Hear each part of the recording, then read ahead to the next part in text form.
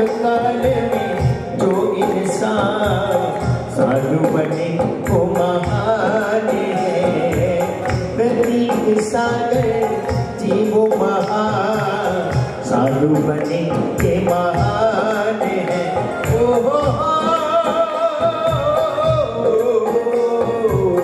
पंचम काल में जो इंसान साधु बने वो महान है। प्रतीक सागर जी महाराज की।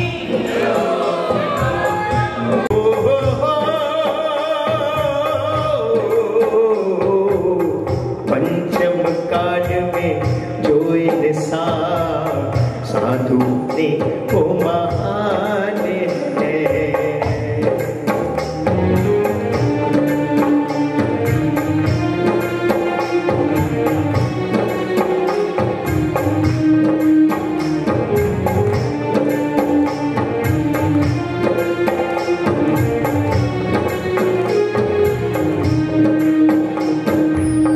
जीवन बदला दुनिया बदली सिद्ध प्रभु भगवान मेरा।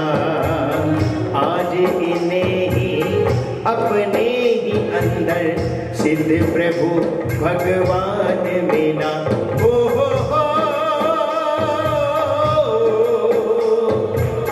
पहुँचे वहाँ नहीं दूर जहाँ भगवान इन्हें की निगाहों में।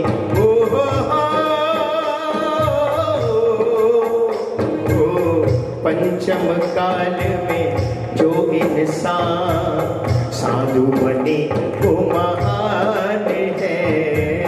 पंचम काल में नमो सिद्धार्थ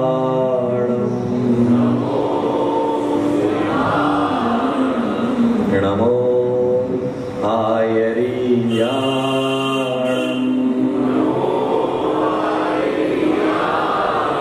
नमो उवज्झाया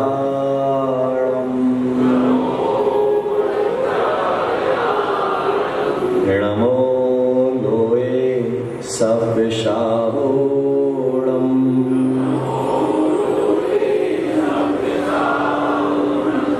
ऐसो पंचनमुक्कारो शफ पावपणासिनो मंगलाणं च सौवेशिम् परममिह वै मंगलम् परममिह वै मंगलम् परममिह वै मंगलम्। आदिनाथ भगवान की विश्ववंद तीर्थंकर भगवान महावीर स्वामी की परम श्रद्धेय आचार्य गुरुवर पुष्पदंत सागर जी महाराज की अहिंसा परमो धर्म की श्री प्रतीक सागर जी महाराज की।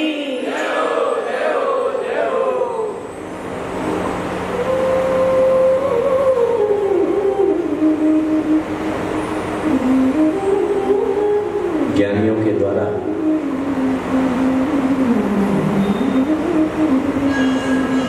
चार बिंदुओं पर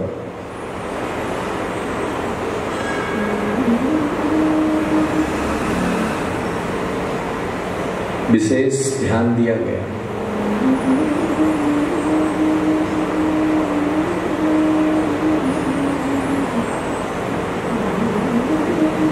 चाहे किसी भी धर्म हो,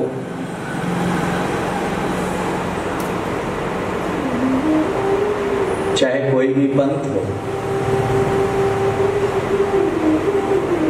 उन चार चीजों पर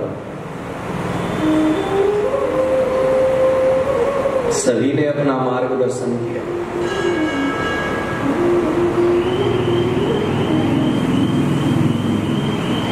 पवित्र विचार, पवित्र क्रिया और पवित्र वाणी।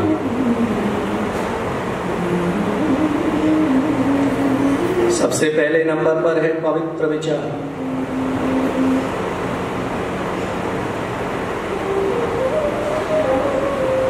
विचारों की शुद्धि जरूरी है।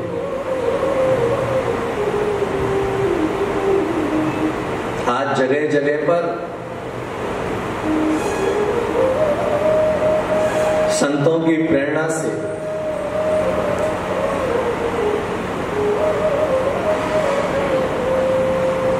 पुराने मंदिरों का जीर्णोद्धार करवाया जा रहा है।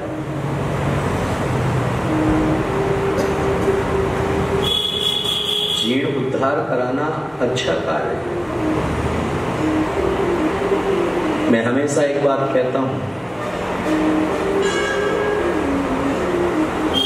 कि 100 नवीन मंदिर बनाने की बनस्पत एक पुराने मंदिर का जीर्णोद्धार कराना उत्तम है। 100 पुराने मंदिरों का जीर्णोद्धार कराने का पुण्य एक तरफ, और एक कत्ल खाने में जाती हुई गाय को बचा लेने का पुण्य, जानवर को बचा लेने का पुण्य एक तरफ, और 100 कत्ल खाने में जाते हुए जानवरों को बचा लेने का पुण्य एक तरफ है, लेकिन एक दुराचारी को सदाचारी बना देने का पुण्य एक तरफ। वह दुराचारी सदाचारी बनाने के लिए क्या भाव आएगा? क्योंकि वह प्रक्रिया जब ही प्रारंभ होगी जब विचारों में पवित्रता आएगी।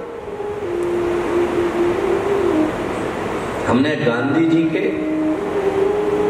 3 बंदरों को तो दृष्टिगत कर लिया, लेकिन उन 3 बंदरों से जितना बिगाड़ नहीं होता है उससे ज्यादा विचारों से बिगाड़। गांधी जी ने तो कह दिया कि बुरा मत देखो, बुरा मत बोलो, बुरा मत सुनो, लेकिन महावीर कहते हैं बुरा मत देखो, बुरा मत सुनो, बुरा मत कहो, लेकिन बुरा विचार भी मत करो। बोलोगे जभी जब आप विचार करोगे। आज कोई भी काम करना हो तो सबसे पहले उसके ऊपर विचार किया जाता है। लड़की का विवाह करना हो तो सबसे पहले मन के अंदर विचार पैदा होता है।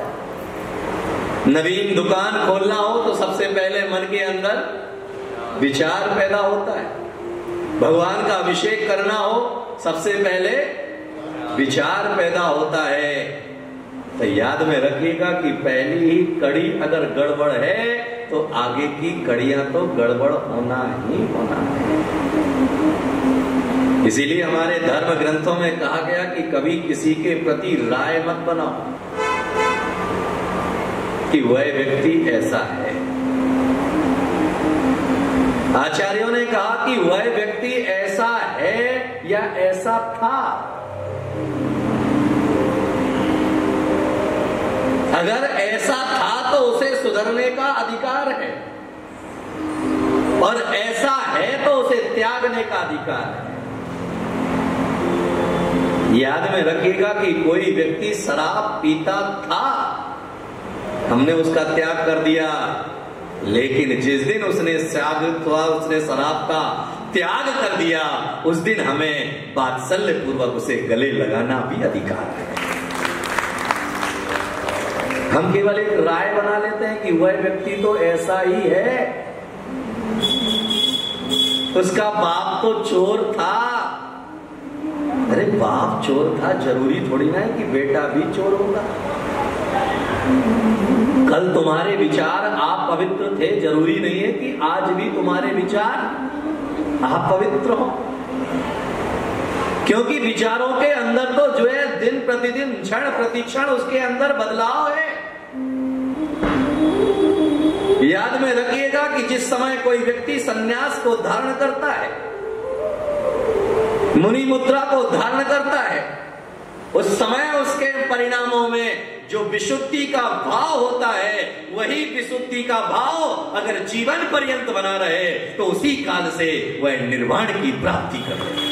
लेकिन समय के हिसाब से जो है विचारों में उतार चढ़ाव आता रहता है। इसीलिए जो है मुनियों के लिए 2 गुण स्थान कह दिए, 6वां गुण स्थान और 7वां गुण स्थान। कौन कौन से? प्रमत्त और अप्रमत्त, 2 गुण स्थान के। जब वह आहार आदि क्रियाओं में है,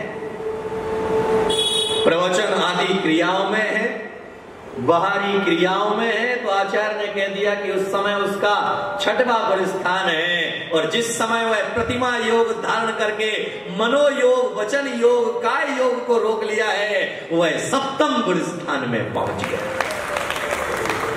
झूला झूल रहा है। क्यों झूला झूल रहा है?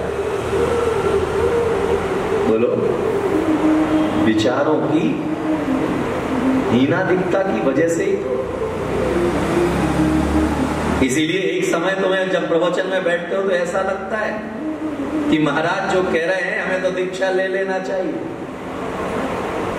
पर जैसे ही प्रवचन खत्म होता है फिर कैसा लगता है?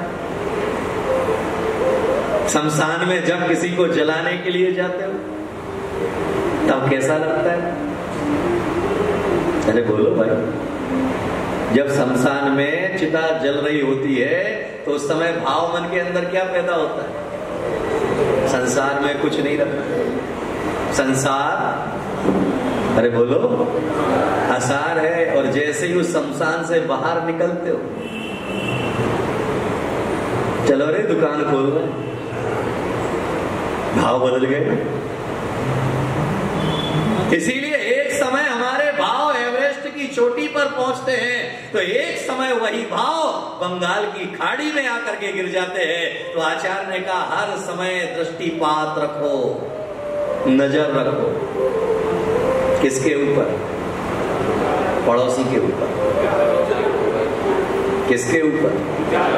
प्रतीक सागर जी कमरे में क्या कर रहे हैं, इस पे नजर रखो।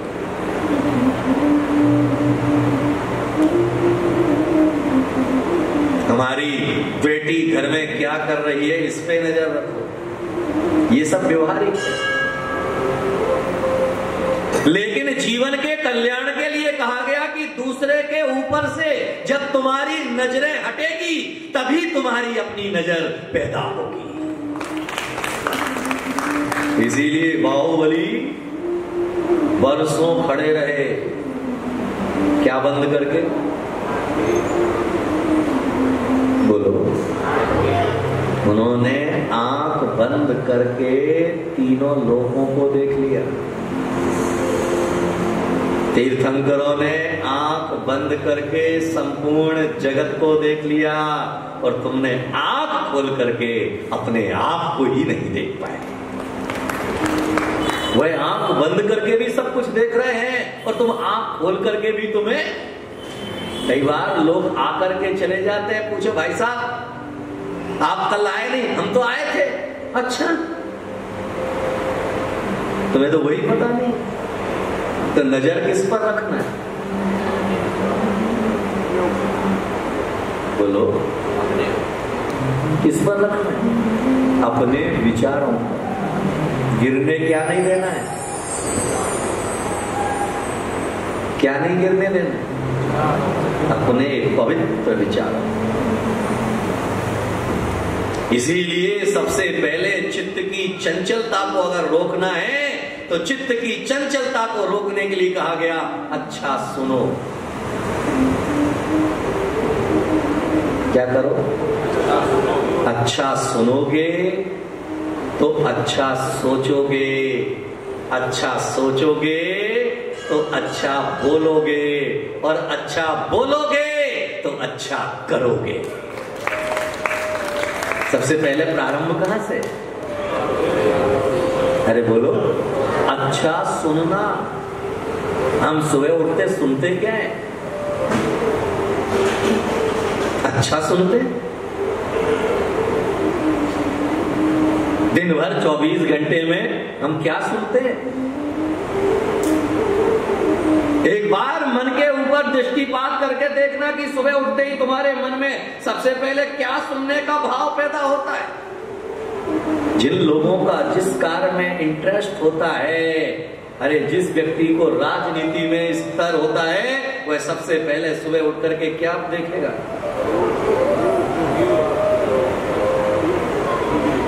टेलीविजन खोल करके समाचार, ताजी खबरें। अरे याद में रखना, समाचार तो ताजे सुन लिए, लेकिन अपने जीवन को ताजा नहीं बनाया, इसीलिए तेरा जीवन गर्त में चला गया। जरूरत थी हमें अपने मन को ताजा करने की, मन के अंदर जो है आनंद का भाव पैदा करने की। इसीलिए आचार्य ने कहा कि सबसे पहले अपने पवित्र विचारों के ऊपर ध्यान दो कि तुम सामने वाले व्यक्ति के प्रति विचार क्या रखते हो। जिस दिन विचारों की शुद्धिकरण हो जाएगी, इसीलिए मैं कहता हूं कि आज समाज में पुराने मंदिरों का जीर्णोद्धार कराने के पहले विचार